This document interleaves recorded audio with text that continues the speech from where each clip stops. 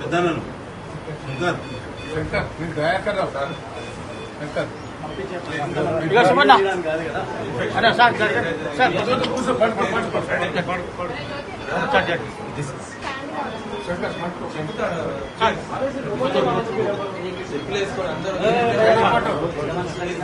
ప్రాణాలు పోయేటట్టున్నాయి.